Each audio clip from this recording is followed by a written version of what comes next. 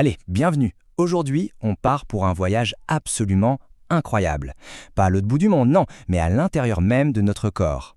On va suivre le chemin que prend le sang pour retourner jusqu'au cœur. C'est une histoire de rivières cachées, de mécanismes brillants et d'un cycle qui, littéralement, ne s'arrête jamais. On s'imagine souvent la circulation sanguine comme un service de livraison express, n'est-ce pas? Les artères, en rouge, qui amènent l'énergie partout. C'est le trajet aller. Mais le retour alors? Comment le corps s'assure que chaque goutte de sang, une fois sa livraison effectuée, retrouve le chemin de la maison? C'est ça la vraie question.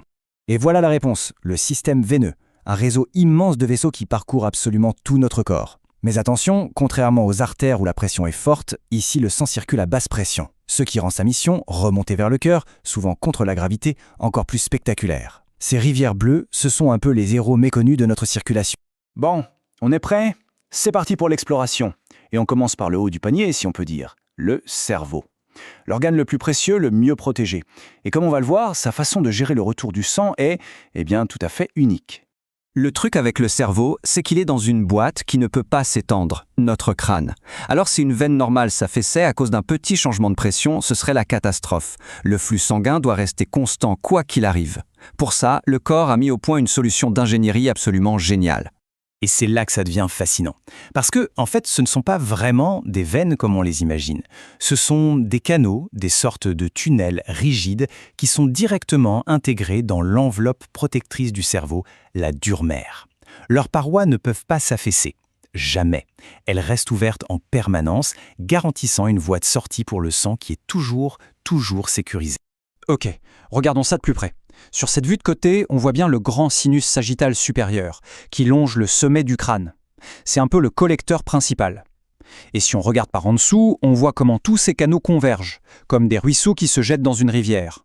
Tout le sang est guidé vers la sortie. Et voilà, la porte de sortie. Tout ce réseau hyper complexe finit par se vider dans deux énormes veines, les jugulaires internes. Ce sont des véritables autoroutes qui descendent le long du cou pour ramener ce sang si précieux vers le reste du corps. Le centre de commande est drainé, mission accomplie pour cette première étape. Maintenant qu'on a vu le cas très spécial du cerveau, passons aux choses sérieuses. Les poids lourds du système, les deux plus grandes veines de tout le corps humain qui collectent le sang absolument partout ailleurs. L'organisation est super logique en fait. Il y a la veine cave supérieure pour tout ce qui est, disons, au-dessus du cœur, la tête, le cou, les bras. Et puis il y a la veine cave inférieure qui, elle, s'occupe de tout le reste, de l'abdomen jusqu'au bout des pieds. Deux collecteurs géants pour deux territoires bien distants. Pensez à la veine cave supérieure comme un grand fleuve. Elle reçoit l'eau de plusieurs affluents importants, les veines jugulaires qui descendent du cou et les veines subclavières qui arrivent des bras. Elles fusionnent toutes pour former ce collecteur principal pour le haut du corps. Et là, on a son équivalent pour le bas du corps, la gigantesque veine cave inférieure. Elle remonte le long de la colonne vertébrale, juste à côté de l'aorte, et en chemin, elle ramasse le sang des jambes, mais aussi celui des organes vitaux comme les reins. C'est tout simplement le plus gros tuyau de retour de tout l'organisme. Mais attendez, ce n'est pas si simple, l'histoire a un petit rebondissement, une sorte de détour super intéressant que tout le sang ne prend pas. C'est une étape cruciale pour une partie du sang. On pourrait se demander, mais pourquoi faire un détour? Si le but c'est de rentrer au cœur le plus vite possible, à quoi ça sert? Eh bien, la réponse, elle est dans ce que ce sang transporte. Le sang qui vient de notre système digestif, lui, il est un peu spécial. Le mot-clé ici, c'est traitement. Le sang qui sort de notre estomac et de nos intestins est chargé de tout ce qu'on vient de manger.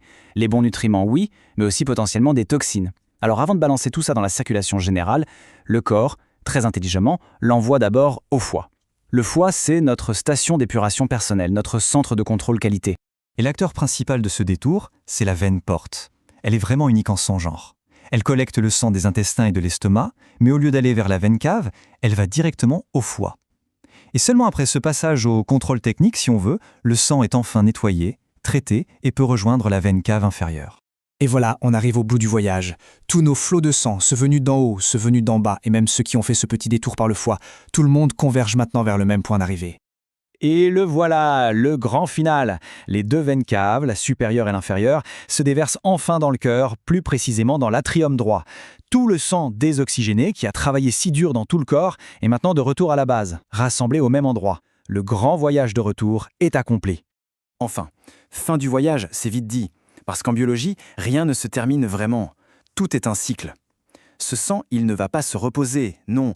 Il est immédiatement pompé vers les poumons pour faire le plein d'oxygène.